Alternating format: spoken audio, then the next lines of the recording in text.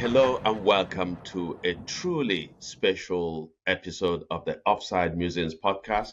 My name is Oke Ndibe, and on behalf of my co-host Emeka Onyagwa, it's my delight to welcome you.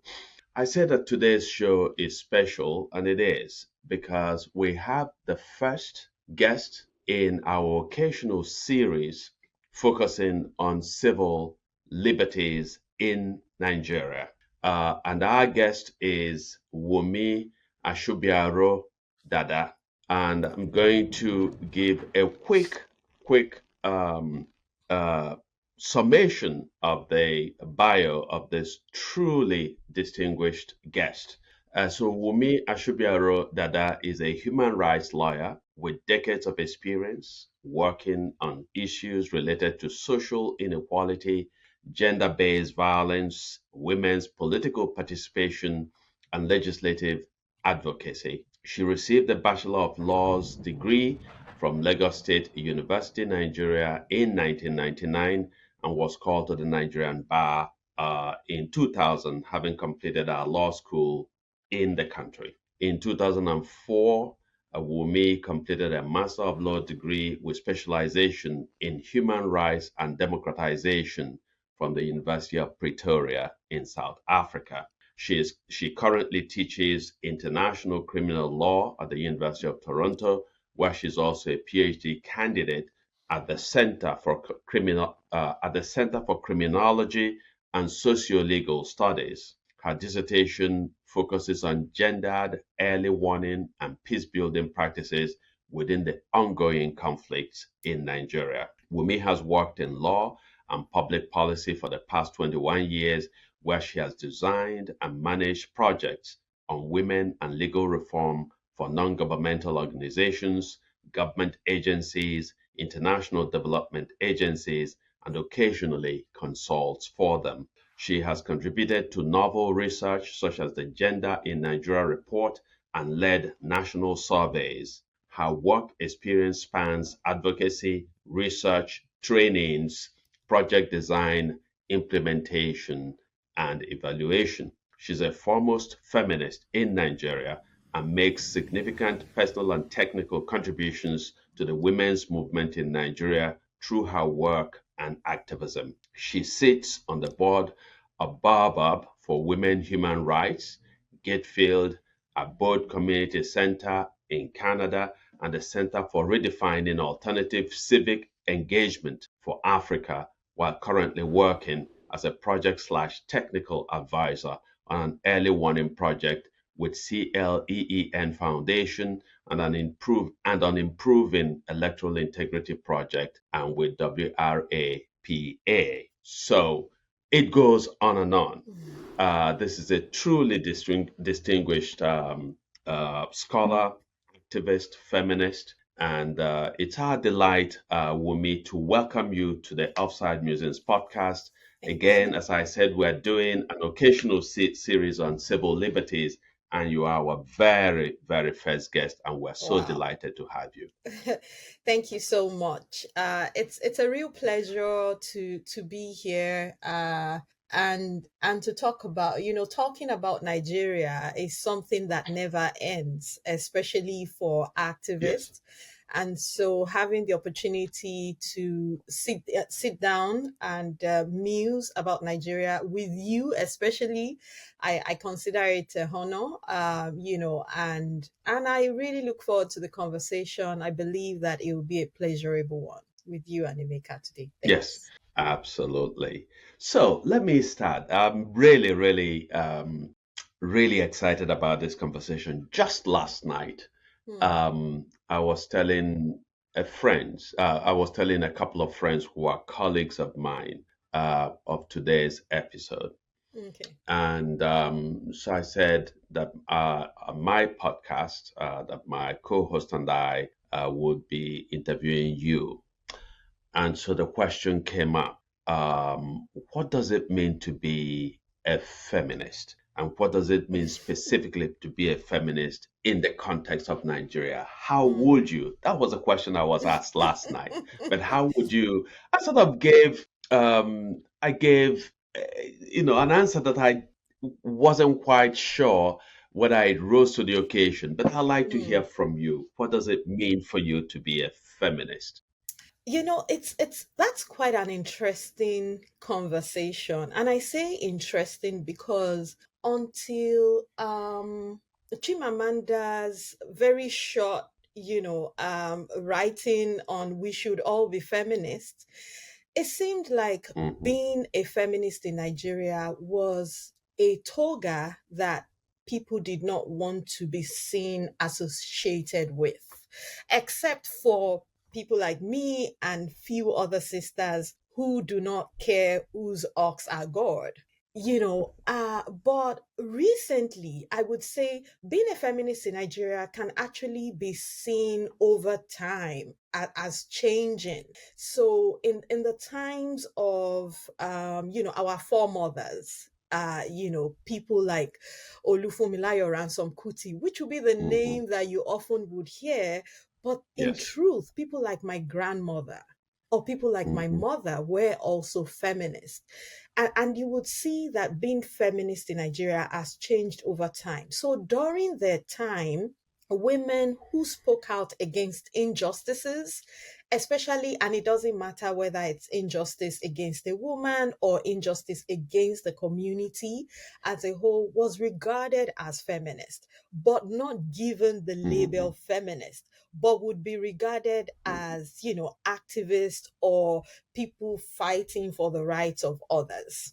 And then we came Hmm. to a time where democracy started to get a foothold in the country, and you would find people like say Abiola Akiyode Afolabi, for instance, or Saudatu Madi, that you would categorize within the civil society space.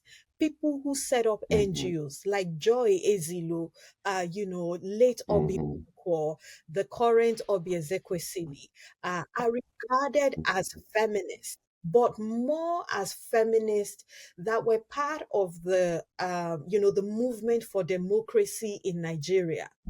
And usually, when there is a movement for a cause like democracy, issues of women's rights is not frontal. And so these women were regarded as activists as well. So, coming from my grandmother to people I would call senior sisters in the movement, and to people like Hmm. me, and I would say that, my generation is a time where we started really interrogating the word feminism and really interrogating it as a label that we either want to acquire and be known for, or a label that just defines what we're doing, and not really a label that we Hmm. want to take on until this Hmm. moment where we now have younger Nigerians that now want the name feminist. Feminism, especially like on Twitter, the Nigerian Twitter has now taken on this new framing, especially since NSAS, where the Hmm. feminist co led the coordination. Actually, they didn't lead the protest, but the Hmm. coordination that went Hmm. into ensuring that the protest was sustained, led to a situation where people started saying, oh, yeah, I'm a feminist because I Hmm. can protest.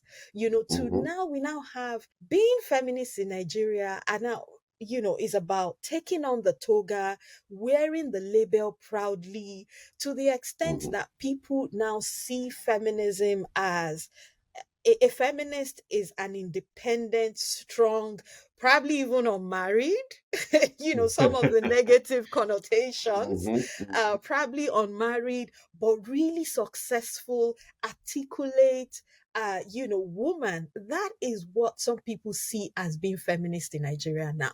So I would say that it's not a one straight answer to explaining what it means to be feminist in Nigeria, but I can say that for me, being feminist in Nigeria means that I'm able to speak to women's rights, make the demands, Hmm. also bear the label. I wear my label proudly. I introduce myself as a feminist, full stop. No ifs, mhm, no buts. I am a feminist, full stop.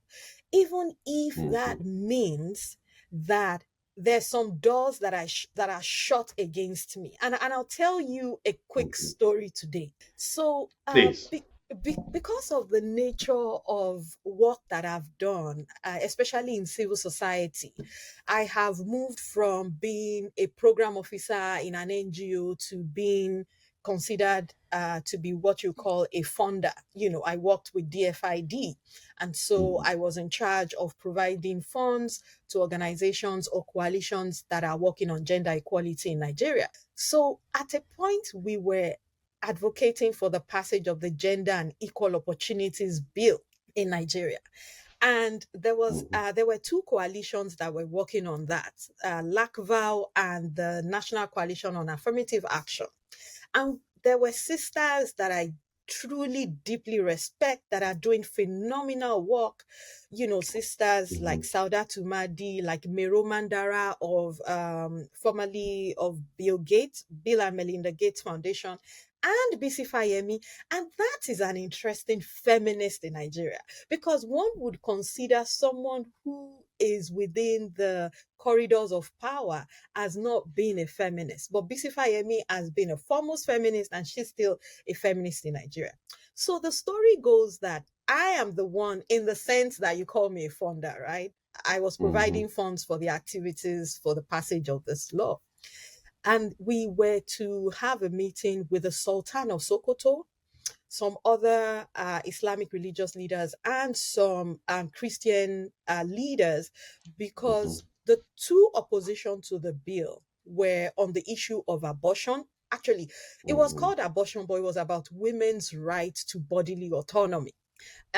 And so there were religious oppositions to the bill, and there were also other oppositions to the provision on inheritance, because women under Sharia law can inherit in three ways, but women that are not under Sharia law or that are in the South cannot inherit. And so we had some tensions in there.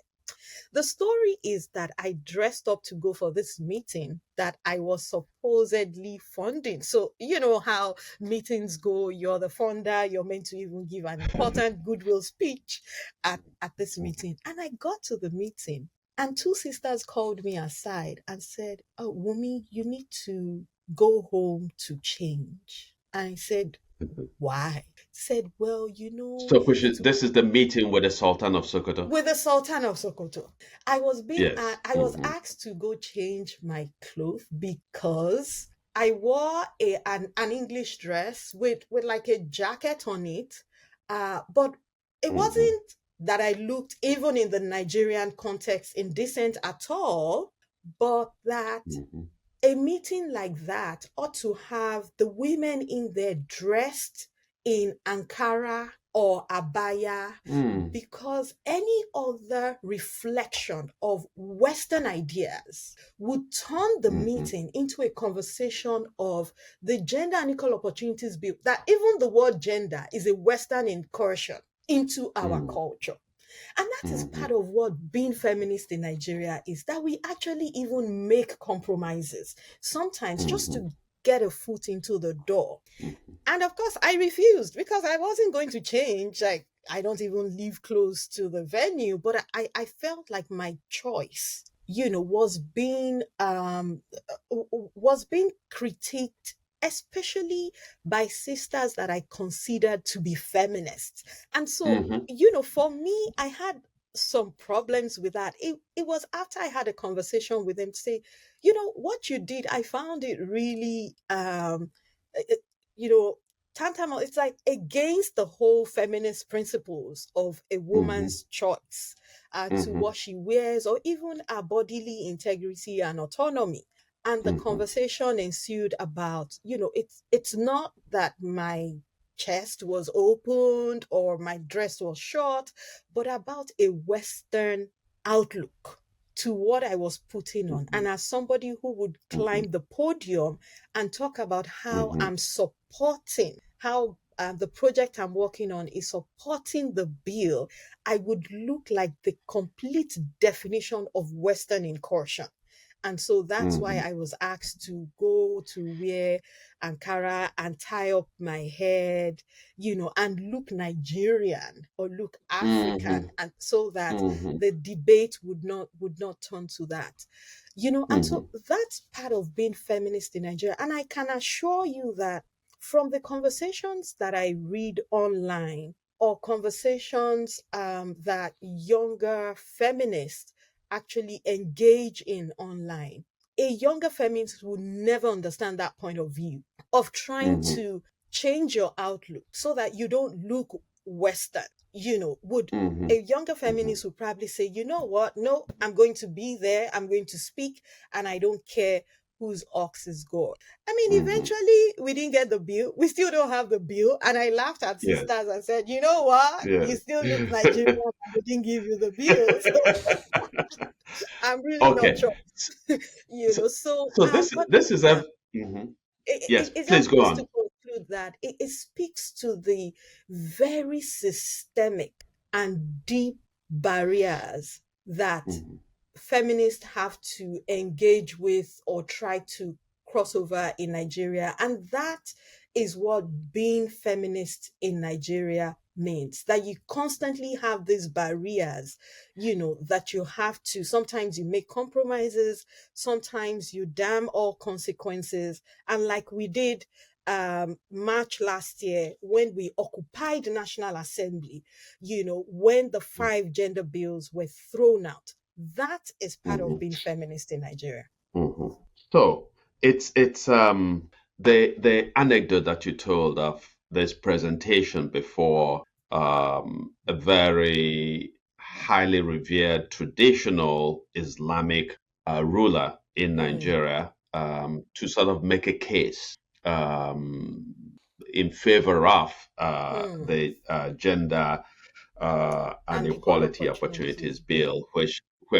which ultimately did not pass. So as you described all of that, I was struck by a fairly frequent, Mm, I would say, animus that some mm, people have against the word feminist or feminism. mhm, mhm. Um, and I think that part of it is from this received Western idea that Yeah. feminists in the West, a wing of them at any rate, will seem to be simply antagonistic Mhm, to men. That so there are feminists who are perhaps on an extreme fringe in the West, whose whole idea is we don't need men in our mhm. lives, period, right? And so that kind of misrepresentation Yeah. then comes into Nigeria, where when you say you're a feminist, people say, so you don't like man, Mhm. Yeah. you hate men, you hate families, you hate children, Mhm. and so on and so forth, without the understanding that feminism is not incompatible. That in a sense, as you stated earlier, that it's simply a search for equality, Yeah. of within society. So, can you speak to this great misrepresentation Mhm. of feminism from this received notion that it is the importation of a Western idea to hate men, Mhm. period? Mhm. Yeah, I think when I started about giving this, should I call it trajectory, or this categorizations of how we've moved from how my grandmother did feminism. Hmm. That was what I was also trying to explain, that by the time the word feminism became popularly known, the knowledge of it was what we heard was being done outside of Africa, outside of African Hmm. shores, which was considered to be anti-African, or opposite our cultural values or our cultural beliefs, which Hmm. really were just not being truthful. Because, for instance, I'll give another example of issues of LGBTQ. it is seen as synonymous to feminism. Sexual orientation is seen as synonymous to feminism. And so as feminists, we are should I say accused of bringing into Nigeria or into the fore, or even demanding for the protection of the rights of people with a different sexual orientation. And Nigerians like to see people with a different sexual orientation as different and of a Western background, which is not true, because when you consider words like lakiriboto in Yoruba, which lakiriboto is the word that is used for individuals that have a different physical outlook and sexual orientation to the one that is commonly known. And this is a deep and ancient word. It shows that clearly we have had people with different sexual orientation amongst us for long. But if now feminists are taking on the demands for equality or for recognition or for plainly just human rights, the value for the life of these people as part of the mhm, demands that we're making, because we recognize that harm to one is harm to all. We're accused of that, and it forms part of the negativity that surrounds the use of the word feminism. mhm, And when people sometimes also hear feminists and they consider their backgrounds, and they find that this articulate, fierce woman, and in any case, a woman is not expected to be fierce. A woman is not mhm, expected to be vocal. Once you're mhm, fierce and you're vocal, you're called Margaret Thatcher. These are some of the mhm, labels that women actually acquire within the Nigerian context. Oh, she's behaving like a man. So once you step out of the normative definition of what a woman is, you're actually, right now in Nigeria, that's what is happening. You're actually considered a mhm, feminist. Once you step out of how a woman is meant to behave or speak, or the demands that she's meant to make, even in terms of women's personal lives, a woman who offers to pay for a date, a woman who, likes sex in a certain way is called a feminist, because we're now considered to be the opposite of what a woman should be. And so these negative connotations, which really, it's about how the society is opening up to now see what Nigerians consider as anomalies, to now see how much of it we have in the society. That is mhm, why people consider it as Western. It's not Western.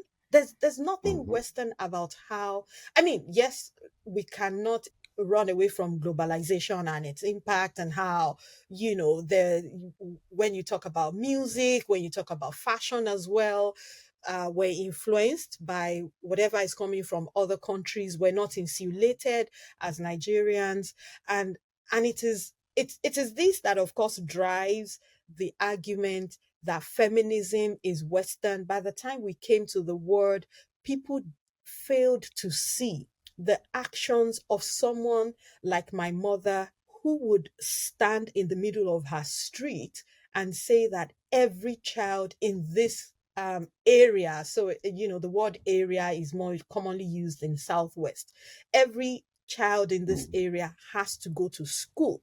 She stands on the street mhm, to demand, to say, I saw your family wearing an Ankara, for Ashwebi, and so you cannot tell me that you do not have money to send this child to school. That is, she's demanding mhm, for equal education access for mhm, this child. mhm, That is part of what feminism is. But she wouldn't be called a mhm, feminist. Why? Because she's seen as someone who has a husband, who has children, who is considered homely. Even if she's not the one doing the cooking in the home, but she's considered homely. mhm, They don't consider mhm, as a feminist, they consider her as an activist. So it's these the way that we understand what is happening or what has happened outside the country to mean feminism to say that what we have in Nigeria is not feminism, that is what makes them see feminism as a bad label, as a negative label. And even women as well would tell you, mhm, oh, sorry, oh, I'm not a feminist, but mhm, I would demand for women's rights. And I'm thinking, mhm, okay, you mhm, may not want the mhm. label, but you're doing the work of feminist, Yes. but I'm happy that right now we now have younger Nigerians who I would say, I told someone recently, I said, younger Nigerians have seen that our foremothers and our mothers and people like us, try to be political and try to be politically correct by not taking on the label, by making compromises, but it has not got us the results that we want to see. Right now in Nigeria, most of the unbanked are women. Right now in Mhm, Nigeria, the number of girls that are out of school is more than the number of boys that are out of school. Right now mm, in Nigeria, the health system is failing women more because when it comes to biology, the body of the woman goes through more stress, whether it is through childbirth or even the monthly flow that women has. So the health system is failing women more. So when you talk about all the indices, we have not really gained, so we've not gained as much as we would want to gain, yet we've been making compromises. And so younger ones are mhm, saying, I don't care, I'm not going to make a compromise. I'm not going to be a dutiful female just to get things that we are in any case not getting. And that's why I'm happy that people are taking on the label right now mhm, saying they're feminist. And I'm more glad that these are younger females that are not even in the NGO sector. mhm, They're not in the CSO sector that would say, oh, mhm, human rights education gave us this awareness. They mhm, come to mhm, this awareness by seeing the inadequacies and the negativity in the society to say, look, I will demand for my rights as a feminist. So you have, and I'm gonna let you, my co-host Emeka, come in after this one. So you have sort of laid out some of the many ways in which women um, fare significantly worse in Nigeria. So talking about the unbanked, the unschooled, and those who are poorly served by the healthcare system. Um, you've also talked about that injustice to one is an injustice to all, which is something that makes eminent sense, right?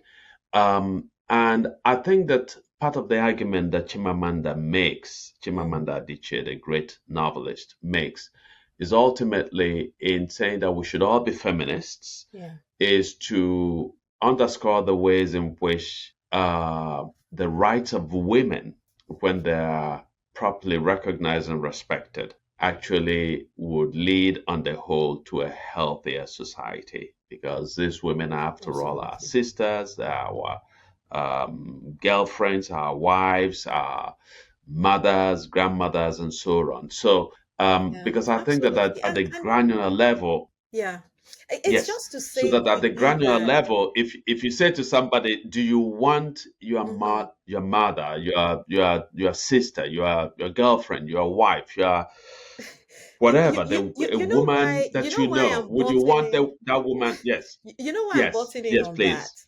That sometimes even that Hmm. argument actually still puts us within the sphere where it's like, let's do this for the women. No, actually, it makes Yes. more Hmm. economic sense that you cannot Sense. Hmm. have, we're half the sky. Women are half the Hmm. sky. So when you Hmm. actually put in place a level playing field, the economy Hmm. fares better. And Hmm. life is better because the burden on every individual is reduced. So don't even Hmm. consider us as, I always say, don't even consider me as your daughter or as your sister Hmm. or as your mother. Consider me as a resource. Hmm. Hmm. So economically, it just makes more economic, smarter economic sense to Hmm. ensure that the rights of women are equally protected. Hmm. Apologies Yes. for butting in. Yes, yes. No, no, no, no. This is actually it's a very important intervention. So I appreciate it. So let me sort of ask again, Emeka. I know that I said that I was going to pause, but let me, if you permit me, let me ask one more question before I do that. So you have put quite a lot of issues on the table here.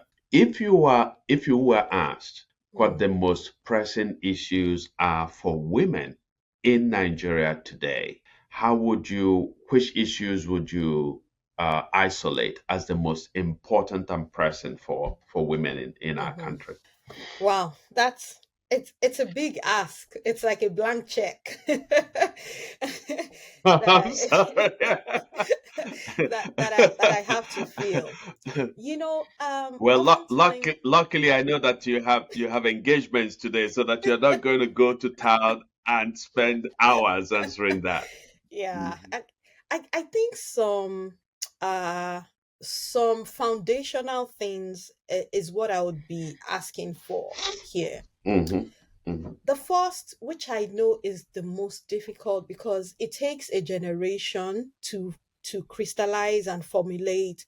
And so it will take another generation or probably two generations to actually unravel and unbind, which is social norms.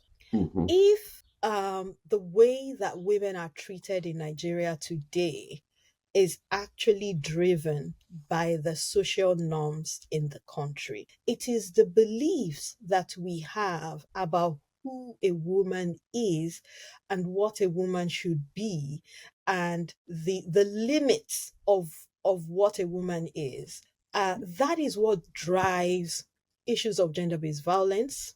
That is what drives access to social services. That is what drives whether people can vote for a woman to become a governor. That is what drives, accessibility of women into power and whether women are able to engage in even other sectors like aviation, like engineering, and within the private sector. And these social norms is so important because one of the norms is that women are good financial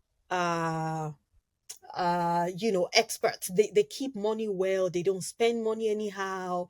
They Mhm. Mhm. manage things very well. And that's why you see that women are progressing within private sector. And when it comes to positions in any constituency, whether it is a cooperative or a Mhm. political party or something, positions of treasurer, have you Mhm. noticed? Positions of treasurer, financial secretary, Mhm. it's like, oh, yes, let's have a woman there because we're sure that she can keep our money. Have you noticed how for years now we've had a female in the position of Ministry of Finance? Yeah. It's like, oh, the women keep good records. So, and that's why social norms is really for me one huge thing that if we could change our mindsets, if we could change beliefs, if we could change some of the even religious underpinnings of our Mhm. beliefs, that things would actually change for women in Nigeria. Mhm. That's on the one hand. And I know that sometimes Mhm. with social norms, you can even transverse into issues of the legal framework because a legal framework like the Constitution, having a provision that a woman, a female Nigerian, cannot pass on citizenship to her foreign husband is social norms.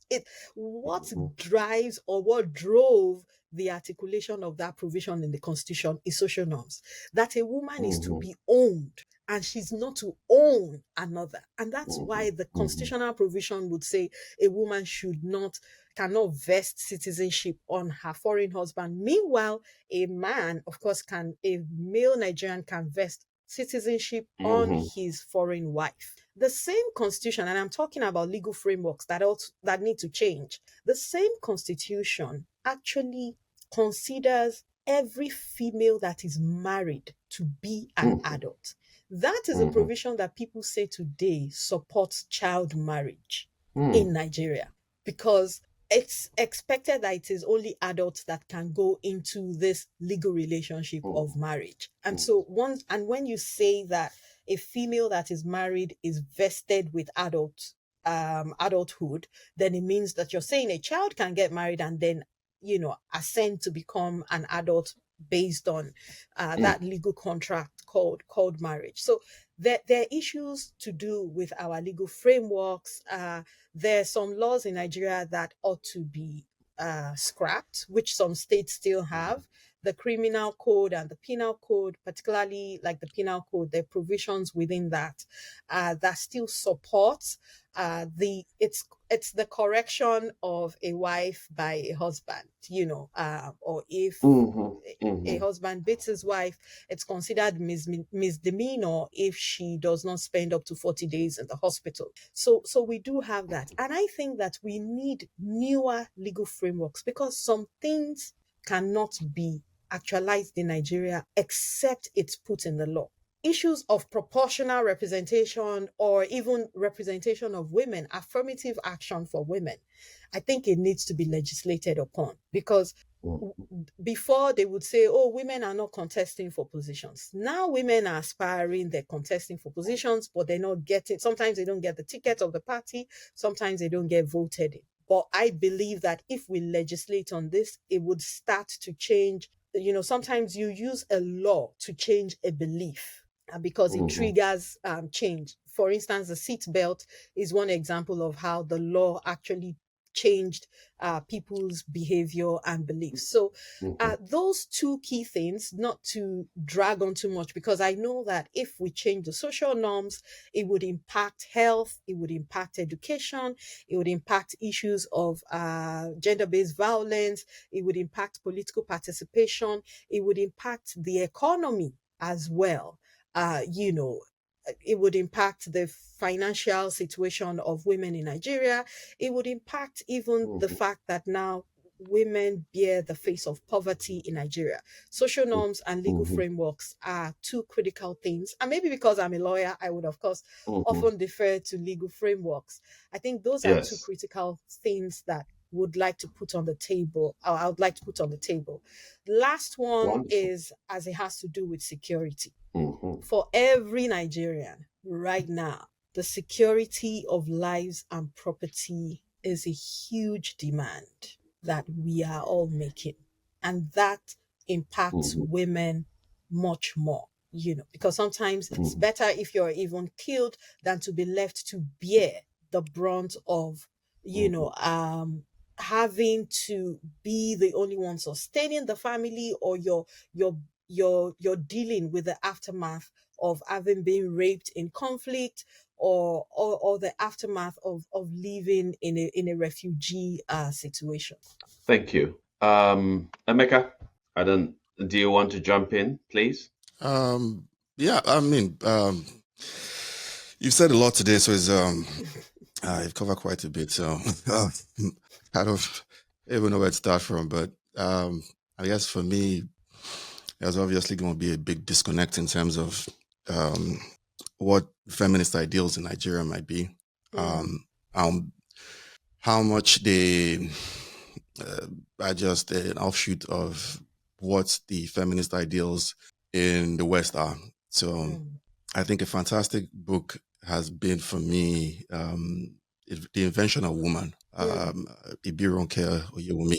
It's mm, a phenomenal book where she talks about a whole bunch of things, tackles in terms of even the realities of certain gender norms that people make assumptions of, say, like cooking, for mm, instance, in Nigeria, where people assume that the gender norm prior to the coming of the British was that women were the ones that did the cooking, where that wasn't the case.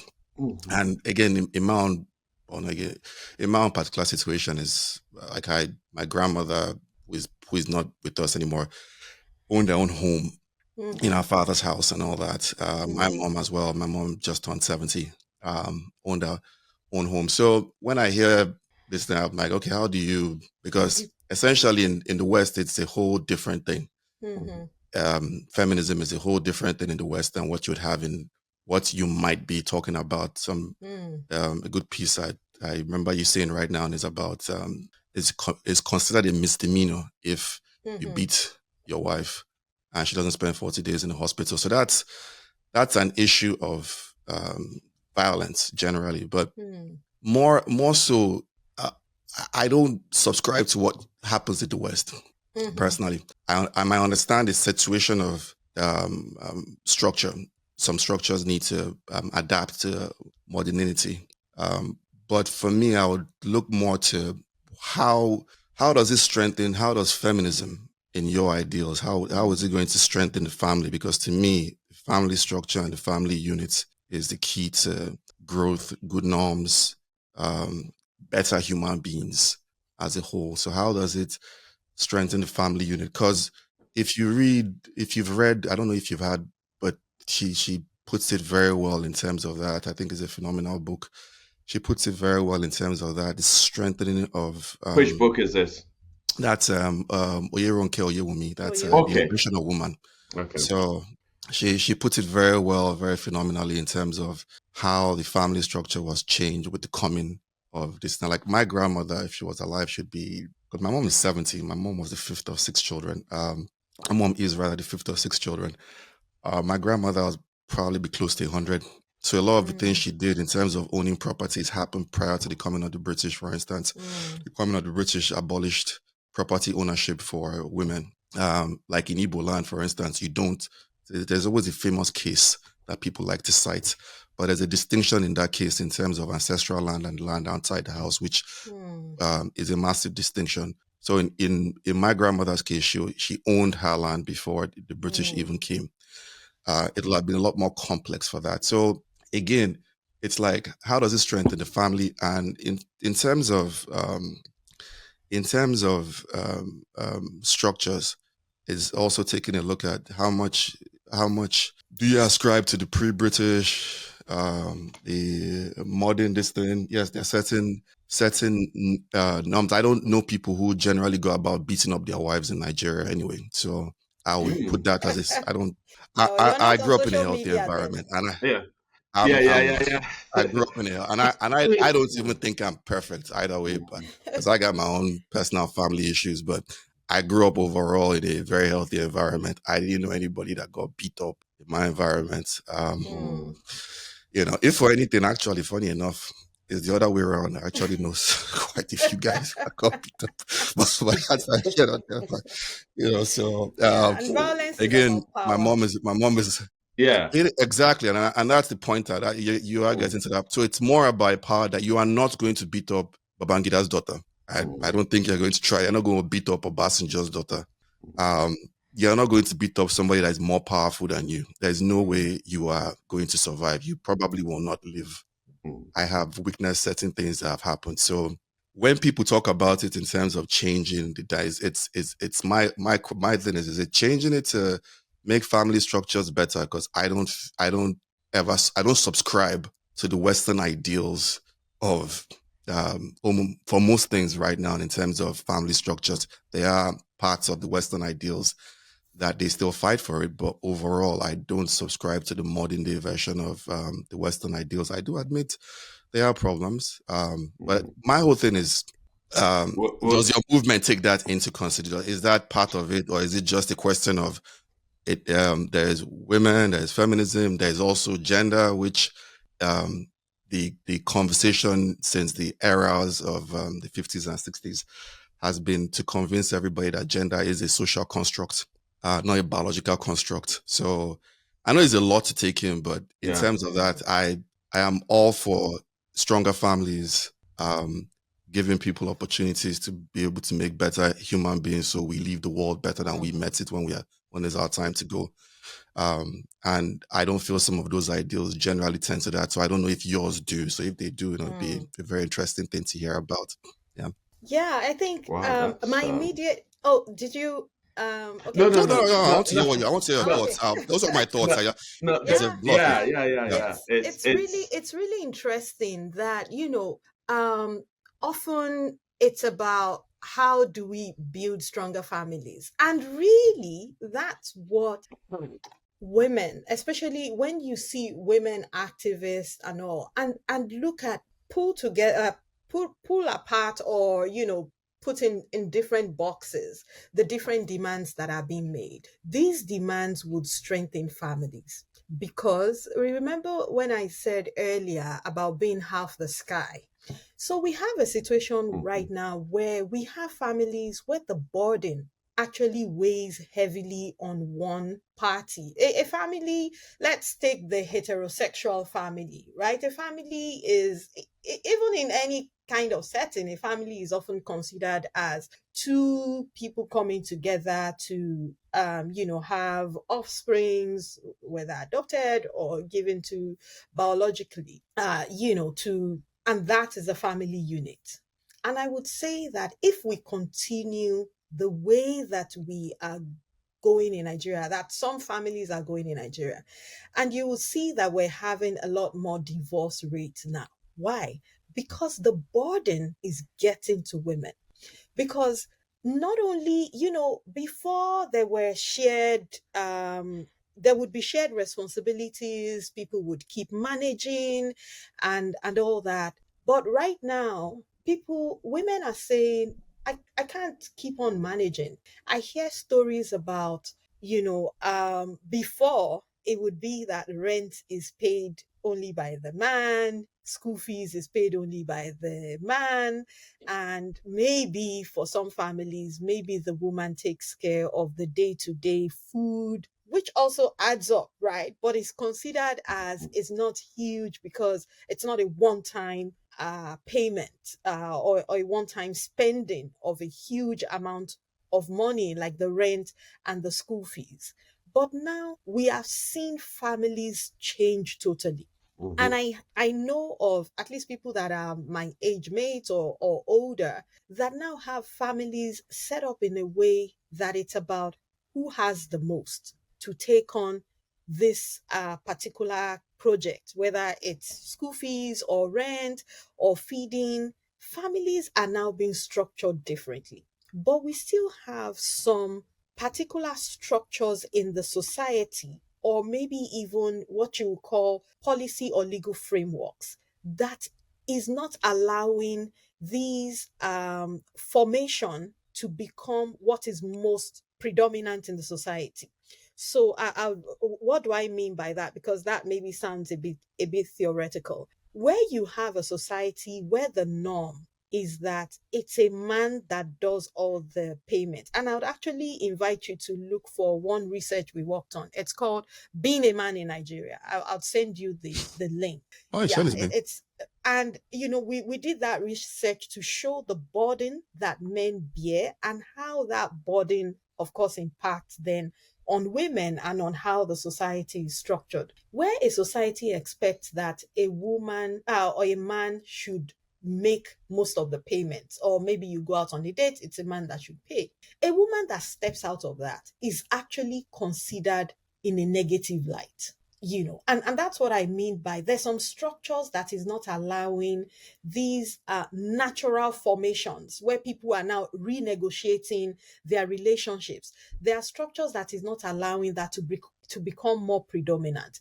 A man that is seen backing his child is considered as a weakling, is considered as a woman rapper. Meanwhile, he's doing his responsibility as a father. He's not even helping his wife, because a lot of people say, "Oh, a woman that is washing plates is helping his wife." Mm-mm. A woman A that is man, washing you mean a plates. man? Sorry, a No, man that that is a washing. man. A man, Mhm. thank you. Yeah, a man that is washing plate is not helping his wife. A man that is washing plate is helping his family.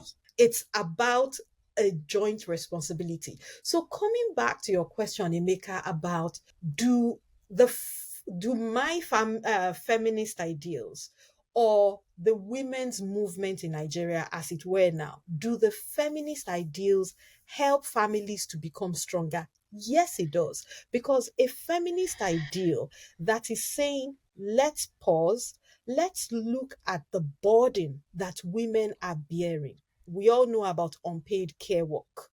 A family member Mhm. is ill, it's the woman that has to take care of that family member. A, Mhm. a, a feminist ideal that clamors for changes in the way that families are structured, such that one partner in that family does not bear all the burden, is a Mhm. family is a feminist ideal that is about family growth. Mm. I heard one thing you said. Sorry to that part of it struck me. Oh, apologies. When you said Yeah. somebody's ill and the woman has to, I'm like, not in my experience. Not in my Not in your experience. I experience. took care of my father when he was ill. Helped Ah, take care of my yeah. grandmother. Sure. Oh yes. And Oh yeah. I Mhm. was his primary caregiver. And by the way, Emeka and I happen to be great cooks in our family. In fact, I'm the oh, primary cook for fantastic. my family. Yes, Yeah. yes. Yeah. Because So my I know that father. But Emeka what do cooks you a think lot, is but Oh yeah. what's most common? What is most common? oh yeah, Okay. clearly. In Okay. fact, some of Mm, my friends are scandalized when I tell them that I cook, right?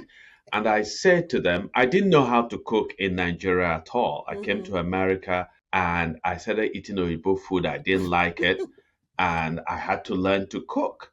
And Mm-hmm. once I learned, I became so good at it that I've cooked. I take pride in. I've cooked on several continents. I've cooked in numerous countries, in different places in this country, but a lot of my friends are bemused by it, So when I arrive at their homes and I say, okay, you and I are going to cook, let your wife rest.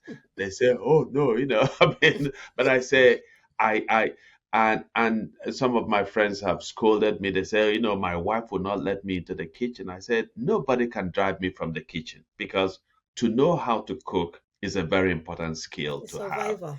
Um, I yeah. mean, my wife tries as a cook, but when my kids were young, if they were asked who should make your meals, they always chose their daddy making their meals because Yeah. they felt I was a better But cook. for Yes. me though, I would even I cook. I cook. I've always cooked. My mother when she came into Lagos in 71, first thing she did was do a what you might call an equivalent of an associates in catering management. Then she went to Mm. University of Lagos study nursing. That's just to say that she was a professional this thing. Mm-hmm. But my father could make a lot of food better than her. And the one thing my father was retired as an assistant controller general of customs. So Yeah. he had, towards the end of his tenure, he had at least 4 rotating cooks. We had 4 rotating cooks in the house, but he would still cook. And it goes back to that book I was talking about. You go back to it, the ideology Mm. that it's always the woman, always, keyword is always, it's actually a mid a mid concept brought about by the British this then. Because when you look at it, when you think of it, and when you understand it, like it's like most times, most men and sometimes a lot of women would spend days on the farm. Mm-hmm. Mm, Mm-hmm. Nobody's cooking for you on the farm, man. Yeah, you're It's all nobody eating cooking for yam. you on the farm. mm, You are cooking for yourself, mm, which is the genesis of a lot of foods that people still eat.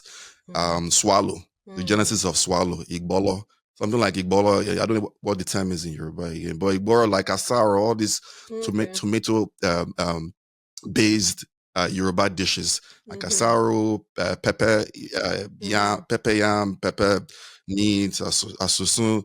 These are things that have a. I don't know if OK's laptop went out, but these are things that have. Okay, it's back on. These are things that have a long lasting.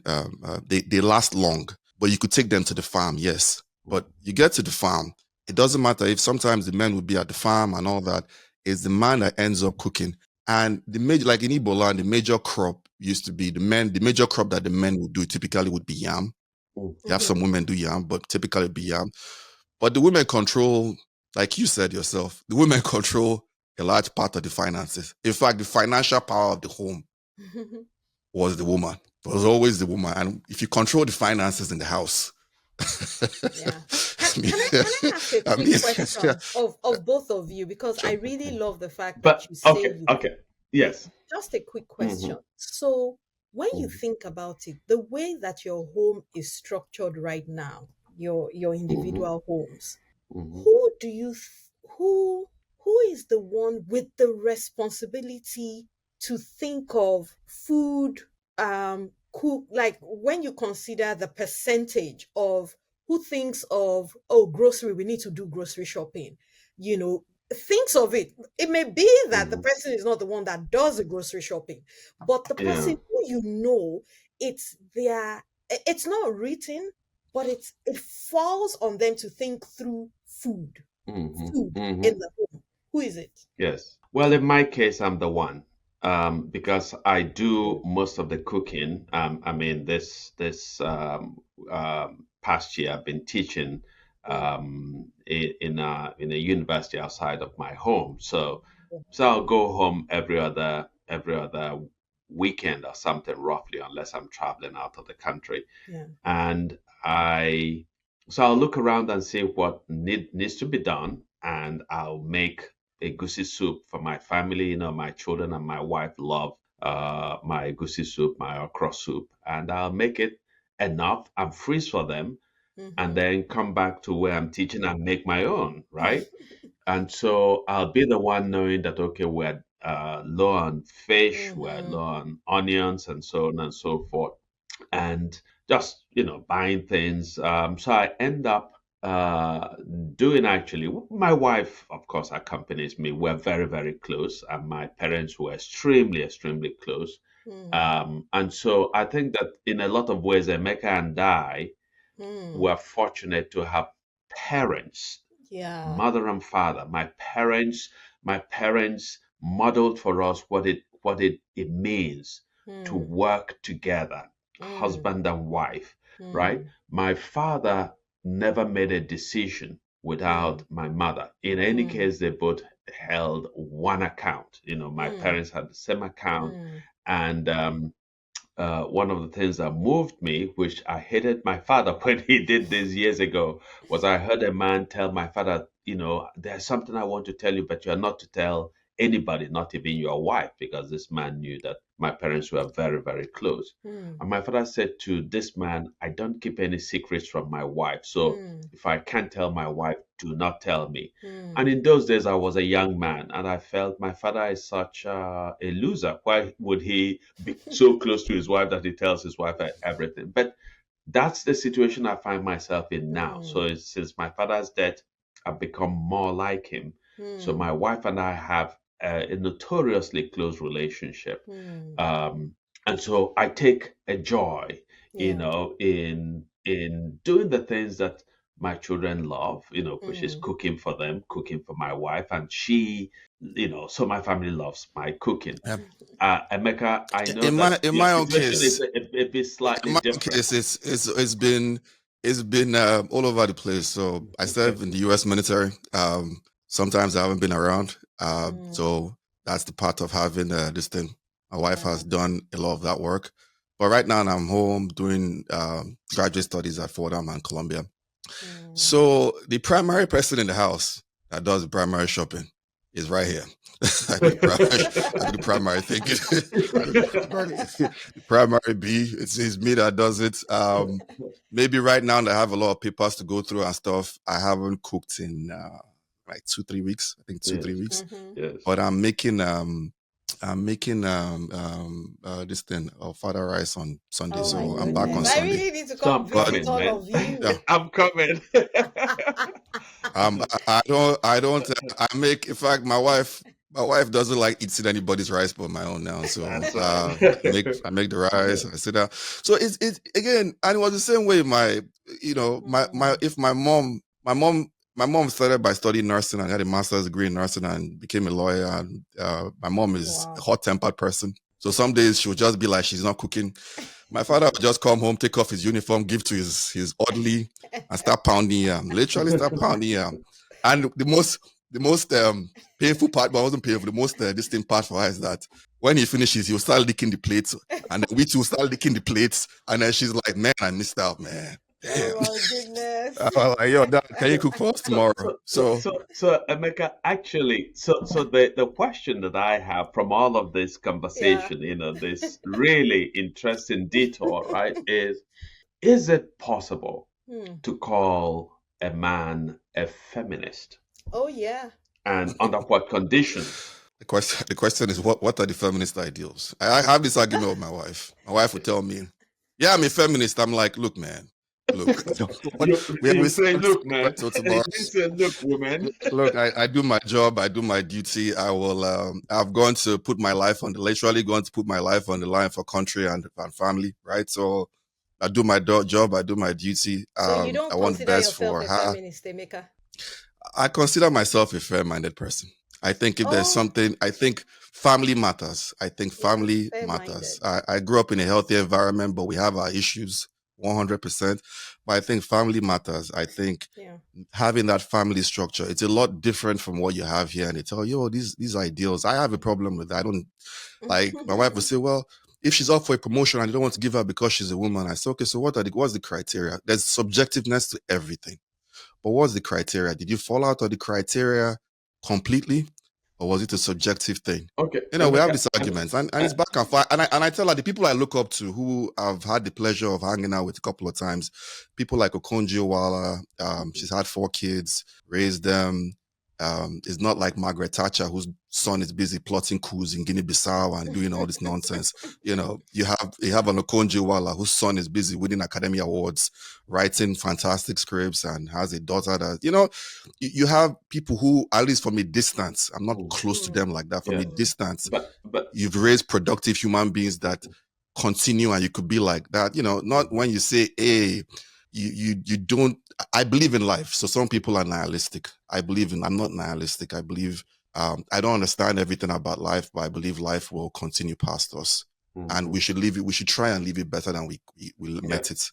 And yes. part of that is the people we leave behind. So. So I guess the question is, Emeka, and this is again a way of asking a question to you, Wumi, is that in Nigeria, right? Yeah. In Nigeria, I think it's fair to say that there is significant inequalities between men and women. I don't know, Emeka, Yeah. if you disagree on that question. Because I mean, to some degree, but let me hear what. Oh, To some degree, okay, okay, wow. because it because depends on because what it is. I Yeah, do To some I degree. do believe it. I do. yeah, There yeah. is To some Say, degree, I could agree. Yeah. huge and Oh. significant inequalities in in the country Nigeria.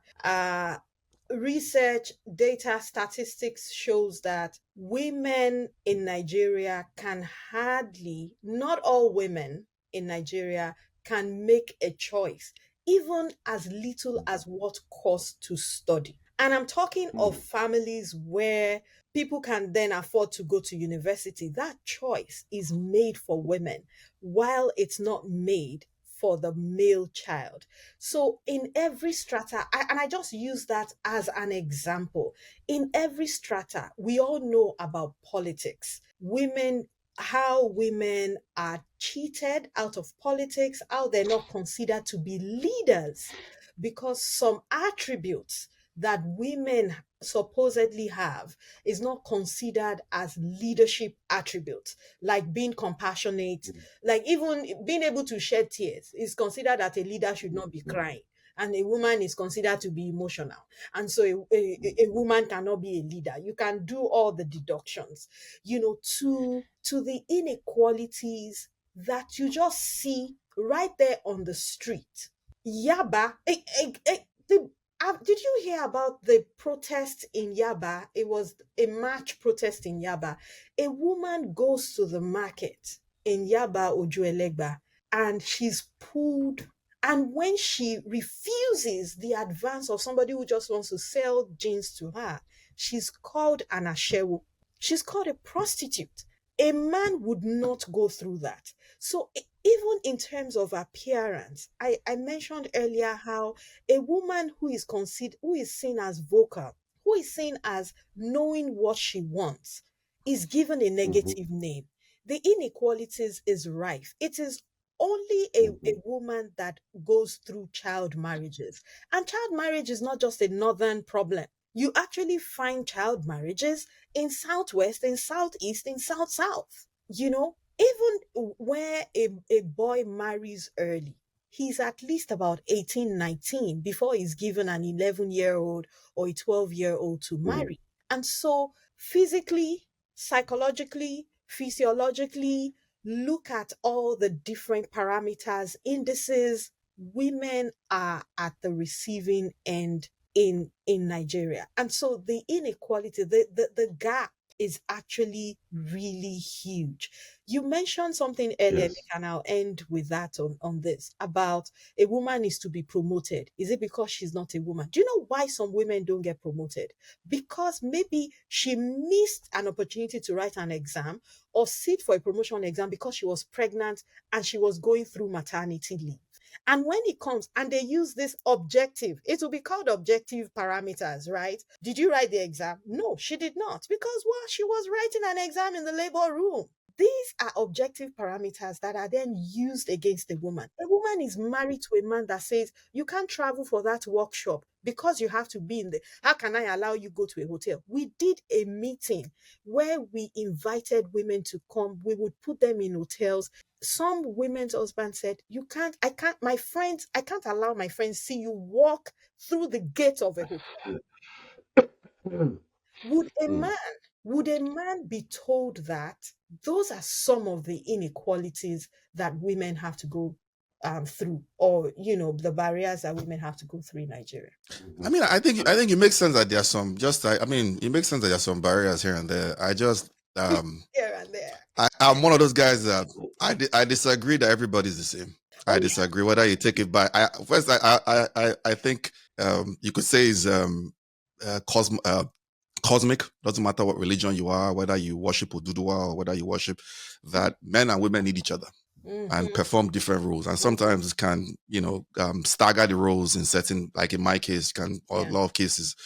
But to always be like, okay, it needs to be, it's always going to be the same, is it's No, it's never not about ever, even in a sameness or family, you equality. start off It's all the about same, but equity. yeah, Yeah. well, equity or maybe opportunities, but not what to of opportunities, but it's never, So, even with opportunities, I'm sure even in your household, you Mhm. are doing better than some of your siblings. Is it, is it Being a because you're a PhD woman, means you're that you doing are better? just poor. So right now, I'm not a bloody okay. PhD Yeah. So, student. so, so, so, Wumi, you just used the word equity, which is Mm, at least in the West and in mm, America currently is quite loaded. yeah. Because people have talked about equality, Mm, equality of access to opportunities and so yeah. on. And then equity comes into the conversation, and some people are saying that equity would must entail sometimes positive discrimination Yep. against people who have had advantages in the past Mm-hmm. in order to give a kind of um, advantage to those who've been disadvantaged in the Yeah. past. There are all kinds of debates about that, you know. Um, I know that in this country, when you talk about equity and people say, okay, black people have been historically oppressed, Yeah. so you need to give them a head start. Mm-hmm. So some European who just came from Norway yesterday and has had to learn English will say, "Hey, I wasn't part of the oppression in the past, and I Mm. didn't have any advantages in America, so I just arrived myself. So I need actually to be given that thing." So is it? And I wanted to ask you a question. For example, when you are talking about the poor representation or the Mm. almost total non-representation of women in the political, serious political Mm-hmm. sphere, as governors, as senators, as presidential candidates, and so on. So whether you would support something like setting out a certain percentage of Yeah. positions for women, say in the legislative arm of government, in the executive arm, and so on, is it something that you Mm-hmm. would support in pursuit of equity, Yeah. or would Absolutely. you just want equal opportunity? So yeah, Mm-mm. The okay, the way that our political machinery is in Nigeria, if you recall, I earlier yes, said some things cannot be achieved without a legal framework hmm, backing it. And one of these is yes, affirmative action. Affirmative action is a yes, temporary measure which we have advocated for continuously. There was a time we said, let's have affirmative action for the next 4 rounds of elections. It won't be there forever. Just like we had the JAMB, what's it called? Federal character. We have federal character is an Mm-hmm. affirmative action measure, which right now ought to be scrapped because it has done Yes. its work and it's now started acting, contrary to why it was set up. So when you put in an The affirmative action intention. measure, Mm-hmm. it should be for a period of time, except if the Yes. conditions that led to that inequity continues to abate. And some people would make that case for education, especially in the northern part of the country. Anyway, back to the issue of politics. I do Mm-hmm. believe that certain positions have to be, spaces have to be secured for women. It is only when a woman has been able to occupy a position that people can see that women indeed can lead. I know that there's some outliers. I'm not saying that women are saints. I'm not saying that women also are not corrupt or that women don't cheat, but we've not had enough women occupying the position to be able to switch in the minds of people that women can be governors. I have a lot of stories because I've worked on a lot of projects. We once went to, okay, I'll tell you this quick one.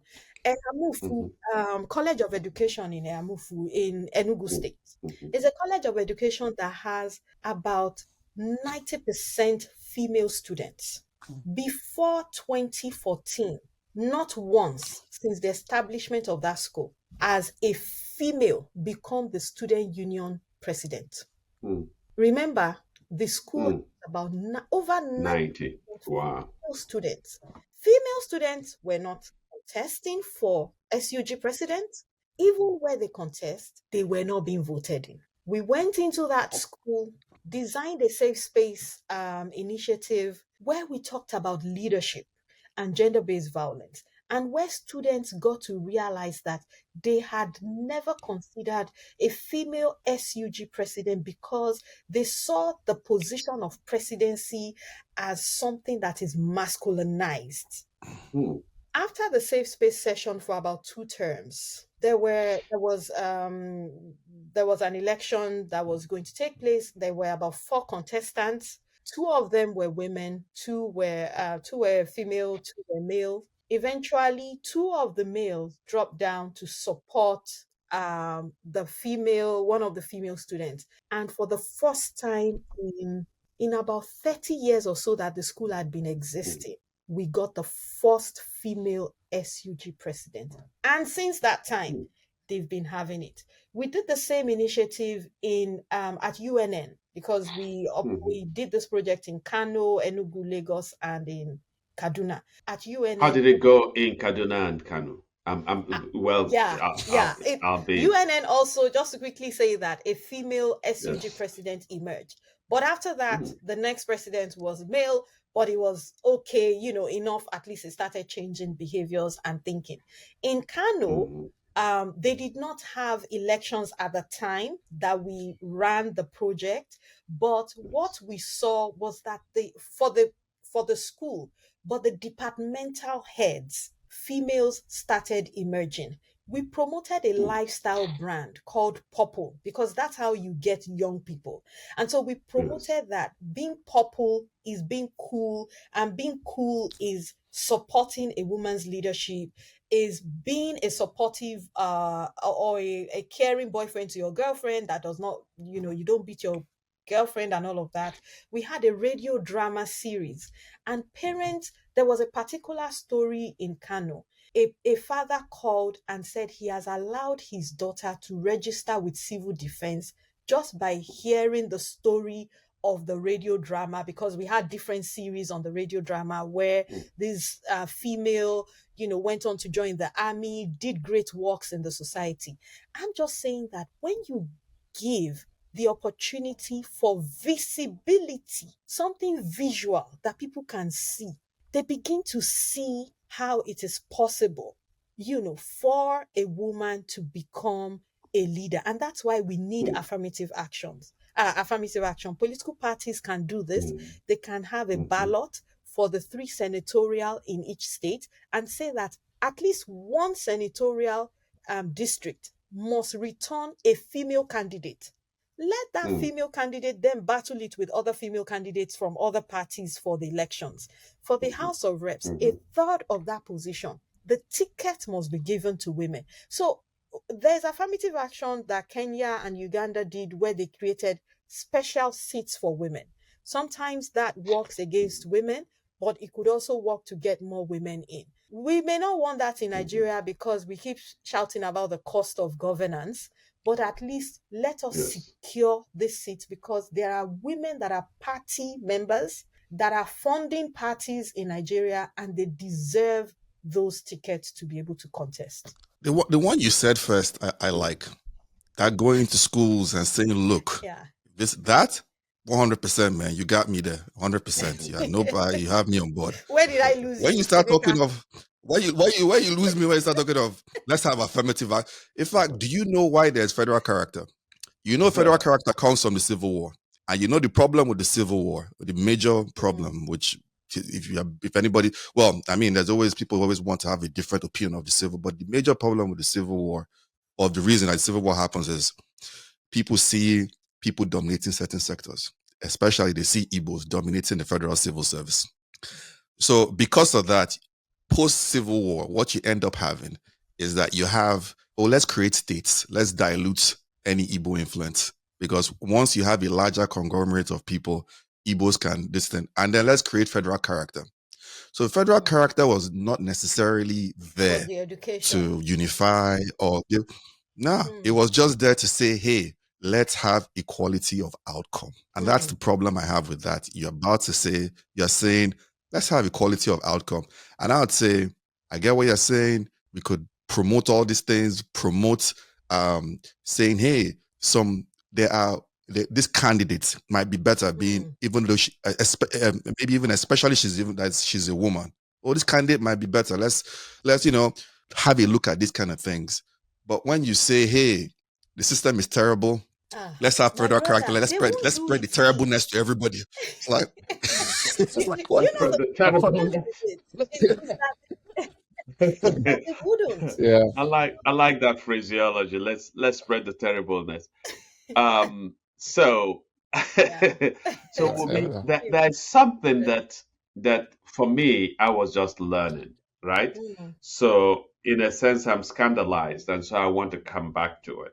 When you were talking about social norms, you spoke about the idea of correction, and that in some statutes in Nigeria, that a man is deemed to have merely corrected his wife if his beating of the wife leads her to spend about 40 days or less in the hospital.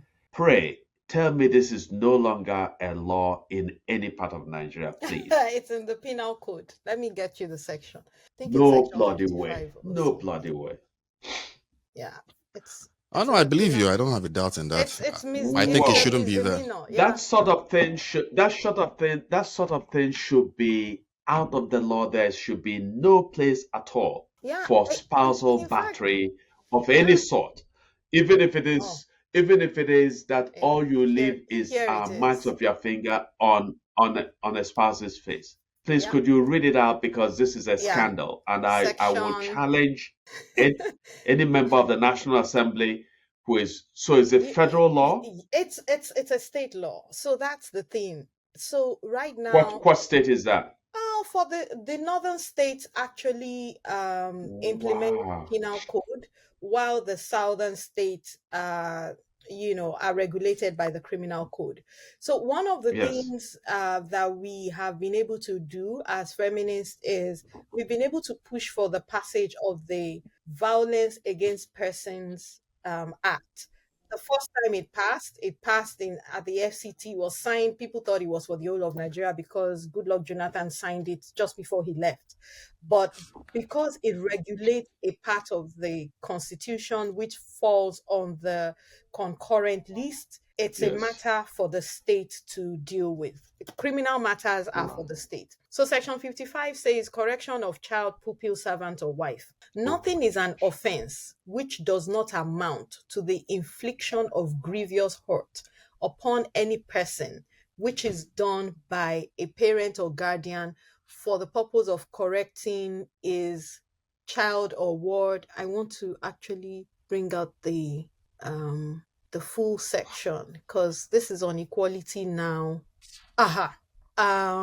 Yeah, which is done A, by a parent or guardian for the purpose of correcting his child or ward, B, by a schoolmaster for the purpose of correcting a child, C, by a master for the purpose of correcting a servant or apprentice, or D, by a husband for the purpose of correcting his wife. Such husband and wife being subject to any native law or custom in which such correction is recognized as lawful. And grievous hurt is then defined at the end. You know how definitions are put at the end of laws as hurt Yes. which can be grievous hurt is any hurt which has an extension of above 40 days or something like that in the hospital.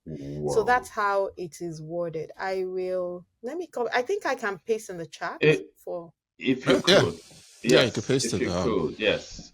yeah. It's for me, it's astonishing that we have such laws. I mean, such things should be immediately expunged from our laws. Expunged. Immediately. But Yes. that harms everybody. If you walk around dehumanizing people around you, it also Yeah. dehumanizes yourself as well. So Absolutely. Absolutely. you So know, so let's I know you've been very, very, we had said we needed an hour from you, so we're approaching an hour and a half. So let's sort of round up. And Emeka, I don't know if you have another question to throw in, but let's round up by if you will make a summative statement about Hmm. some of the things that you want to see in the immediate future in the Hmm. next within we're soon going to inaugurate the next National Assembly. Hmm. Some of the priorities that you would like to have them take up from the perspective of the kind of work that you've done. Hmm.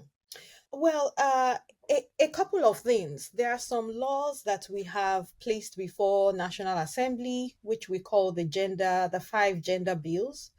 Some of these laws, Yes. one touches on the issue of amending the constitution to allow women to be able to pass on citizenship.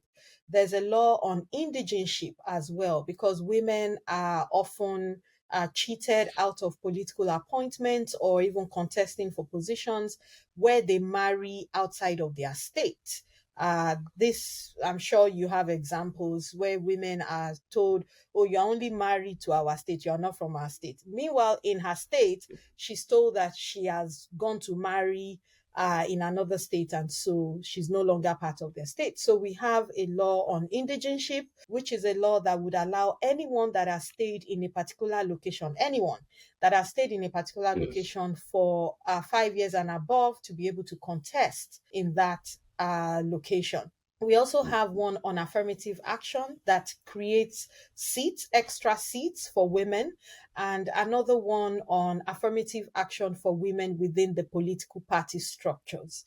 We do think that a reconsideration of these five gender bills will be a statement to Nigerian women that National Assembly does consider them to be part and parcel of Nigeria. That is on the one hand. Hmm. The second, which I spoke about, which is about social norms, there's some easy ways that we can go about it as individuals in our private spaces, in the corners where we control things. We can begin to actually speak out and speak up against injustices and inequalities within the system. And begin to challenge where we see these injustices. There are issues to do with the private sector that the National Assembly is not paying attention to.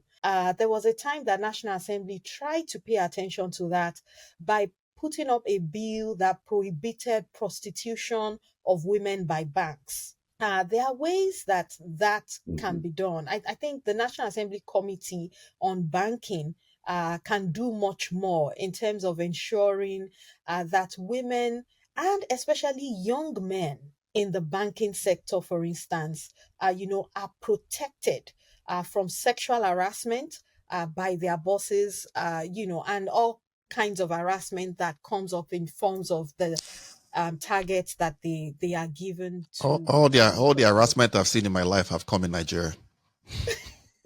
All the harassment I've seen, all of A to Z, come to 95%, all of them. Yeah, and it I, leads to mm, inequity and power imbalance. That once you're considered as someone who can be violated, and we see this even as you're walking on the street, even if you're a man, someone sees you as someone who can be violated, they will come against you. People who have money in yep, Nigeria want this money to be able to booga and to be able to just yep, harass the next person. These are things that we can yep, start changing as individuals, because it also affects women, it affects men, it affects women, it affects people that are living below the poverty line or even on the poverty line. Another thing, just hammering on what National Assembly can do, another thing that National Assembly can do is really pay attention to our budgets. Our budget is not delivering for Nigerians. Critical questions need to be asked that would ensure that Nigerians see themselves in that budget and we have an equitable budget that would improve the standard of living for Nigerians. And I know that people may call this gender budgeting, because that is what it really is, about looking at who is covered in the budget and who is not benefiting in the budget. We need budgets that are implemented and shows us disaggregated data of beneficiaries. Our planning departments in Nigeria are not doing the work that they ought to do. These are the critical questions that National Assembly, because they will be instituted in May, they'll go on a bit of a break, they'll come back again, and by October, when they come back from their long break, they will start looking at the budget. That's why I'm Yes. mentioning this as a critical Yes. point that really needs attention by National Assembly. Aside from the law, they can take 2-3 years to get to the laws, but the budget is so critical. Nigerians need to start seeing themselves in that budget, especially women who bear a lot of the brunt and the burden of the inequalities in the country. So that's what I think National Assembly can do. The incoming president, when he was governor in Lagos State, a lot of women were given the position of vice chair for local government. Uh, it's not as though that position uh, led to 100% positive outcomes, but it was something. And we know that Lagos State has modeled the way in terms of women's inclusion in position. And I do hope that he's able to do this, ensure that his cabinet has a representation of at least 50%. There are women that have been part of his campaign. He needs to show to us that those women that were part of his campaign, they matter, by putting in women. I'm not saying pull women from civil society organizations, but pull women from his party to be on his cabinet. Give women portfolios that are male dominated.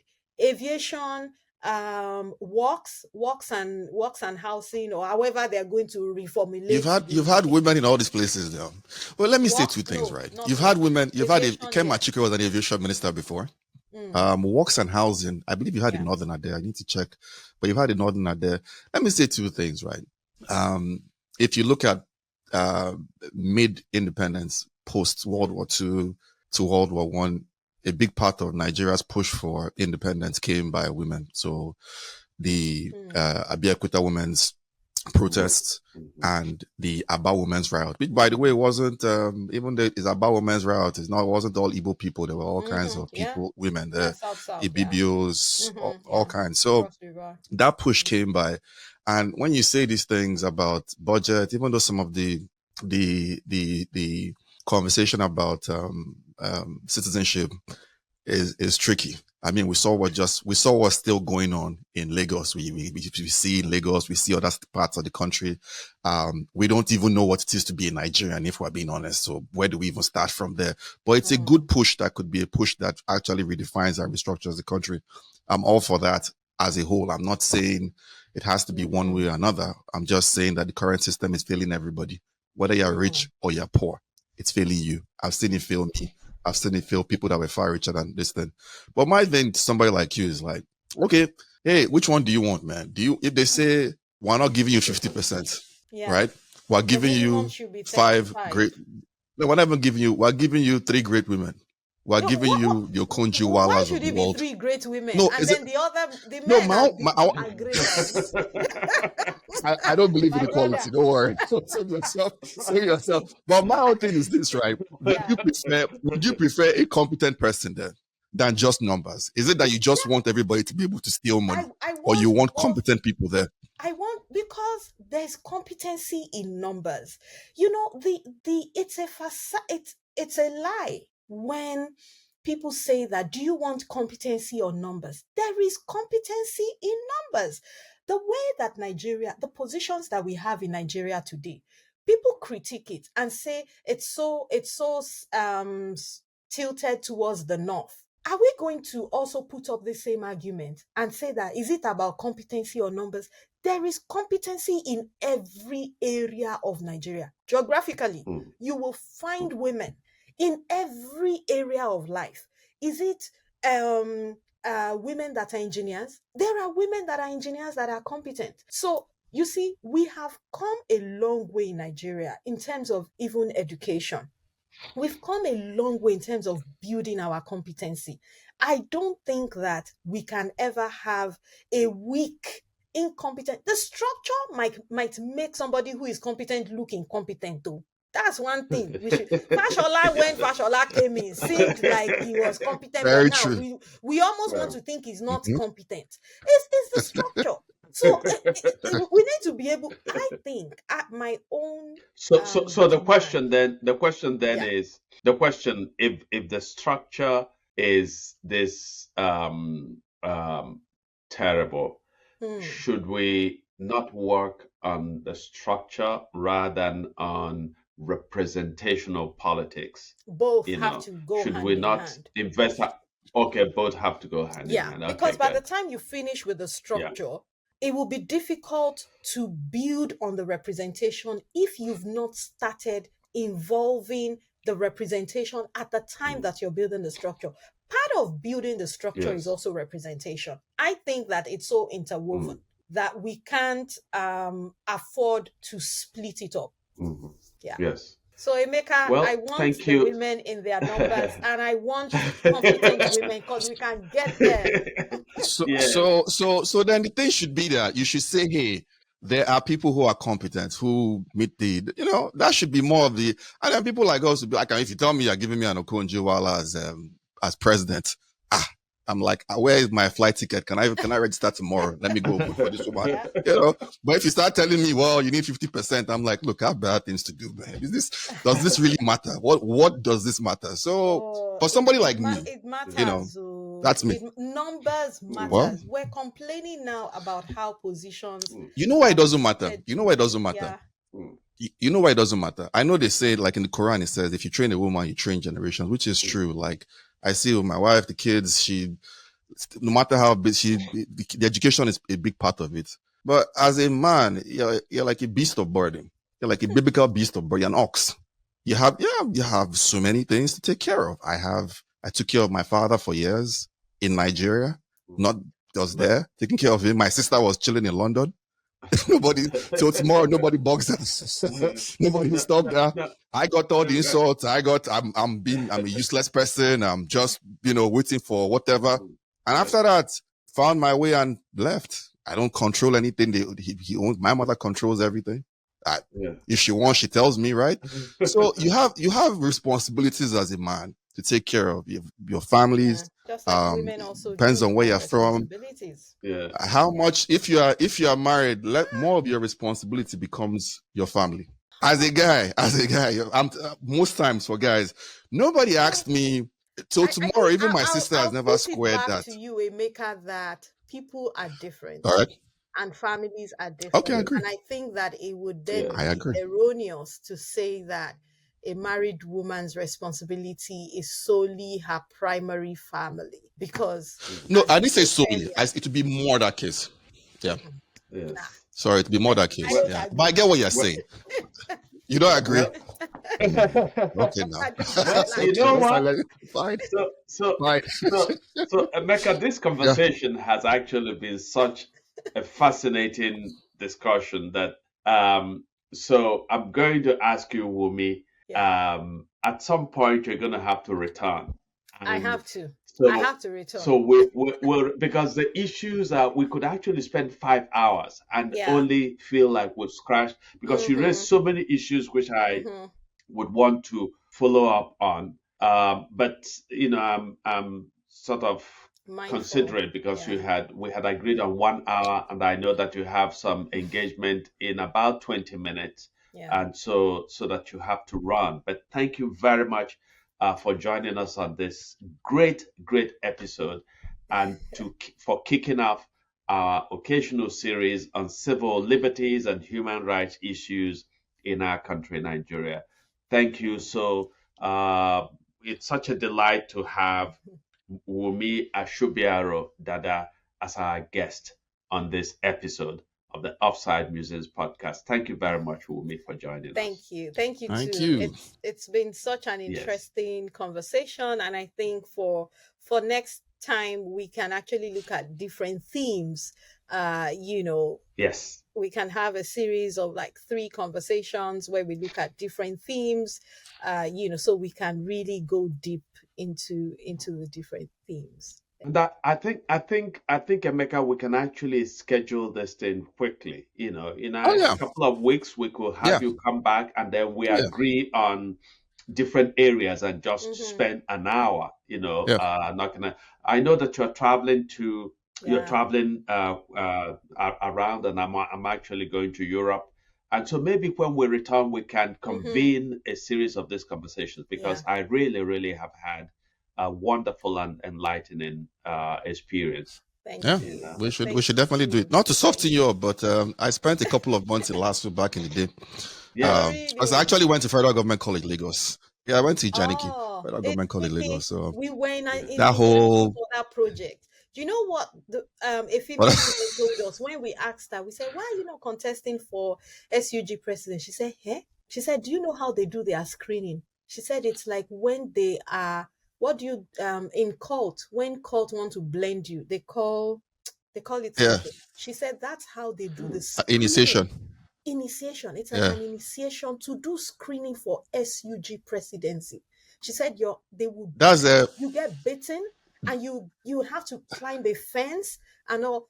The wow. most work we did there, yes, was a wow. female contested. I think she was maybe vice or maybe treasurer or something.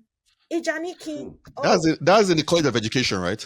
College College of of Education in Education. Janiki. Yeah. Okay, me, I went to FGC in Janiki, so I don't know anything about all Oh, this okay, for ones. secondary school. Oh, okay, okay, I don't, okay. I don't know anything about. Yes, Yeah, yes, but yes. I know. But it's a good Yeah, story though. I believe it because I roamed around that place, Orin, yeah. Michael. Back in the and day, it and was fun and you because see my a parents were around. reflection of how, because sometimes you see people that are in politics right now in elected positions, they've come from that trajectory of being SUG Yes, president and all. You see how that that's true. is even a reflection of what has happened in the universities or Hmm. post-secondary institutions. It's a tough Yes. game for women to Hmm. play even in the post-secondary institutions, and then it's then tougher when they come into what we call the real world and begin to play the same game of, is my thug better than your thug? Who can Yeah. arm their thug the most? And these are some of the things Yes. that affect some of the barriers that women actually face. A woman doesn't want to go into politics and have her children become marked for assassination Hmm. because she's in politics. I mean, let's not Yes. go into another rabbit hole of Wow. We Well, will we will what I'm reconvene. really, yeah, Mm. you've got me really excited about doing a series of conversations. So we'll take you up on that. okay. So do let us know when you return from your Sure, travel, and then we'll sure, schedule sure. these conversations. You've Okay. become our resident gender and feminist professional. So, so, Happy to so, And you that's your become title. her antagonist. Before exactly. come prepared next time, eh? All right. Thank you very much. All Thank right. you, Thank you Wumi, so and thank you, much. All Emeka. right. And All right. to all our listeners and followers out there, it's such a delight to have you on this episode. And please tune in for another episode shortly. Thank you. Thank All right. you. All right. Yeah.